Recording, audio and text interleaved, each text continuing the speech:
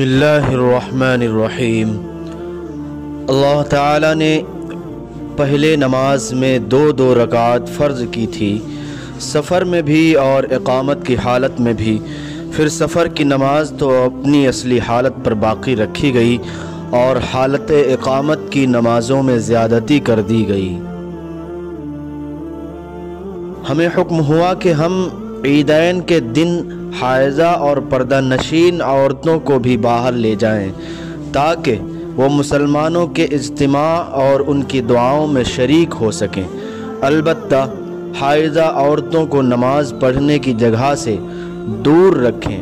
एक औरत ने कहा, या रसूलल्लाह, हम में बाज़ औरतें ऐसी भी होती हैं जिनके पास पर्दा करने के लिए चादर नहीं होती। आपने फरमाया कि उसकी साथी औरत अपनी चादर का एक हिस्सा उसे ओढ़ा दे। और अब्दुल्लाह बिन रजा ने कहा, हमसे इमरान क़तान ने बयान किया, कहा हमसे मोहम्मद बिन सीरैन ने, कहा हमसे उम्मे अतिया ने, मैंने हज़रत सल्लल्लाहु अलैहि वसल्लम से सुना और यही हदीस बयान की। हज़रत जाबिर बिन अब्दुल्लाह रज़ियल्लाहु अन्हु ने तहबंद बांध कर नमाज पढ़ी, जिसे उन्होंने सर तक बांध रखा था और आपके कपड़े खूंटी पर टंगे हुए थे। एक कहने वाले ने कहा कि आप एक तहबंद में नमाज पढ़ते हैं। आपने जवाब दिया कि मैंने ऐसा इसलिए किया कि तुझ जैसा कोई अहमक मुझे देखे। भला रसूलुल्लाह सल्लल्लाहु अलैहि वसल्लम के ज़माने में दो कपड़े भी किसके पास थे? मैंने जाबिर रज़ियल्लाहु अन्हु को एक कपड़े में नमाज पढ़ते देखा और उन्होंने बतलाया कि मैंने नबी सल्लल्लाहु अलैहि वसल्लम को भी एक ही कपड़े में नमाज पढ़ते देखा था। नबी करीम सल्लल्लाहु अलैहि वसल्लम ने एक कपड़े में नमाज पढ़ी और आपने कपड़े के दोनों किनारों को मुखालिफ तरफ के कंधे पर डाल लिया। उन्होंने नबी करीम सल्लल्लाहु अलैहि वसल्लम को उम्मे सलमा के घर में एक कपड़े में नमाज पढ़ते देखा। कपड़े के दोनों किनारों को आपने दोनों कांधों पर डाल रखा था।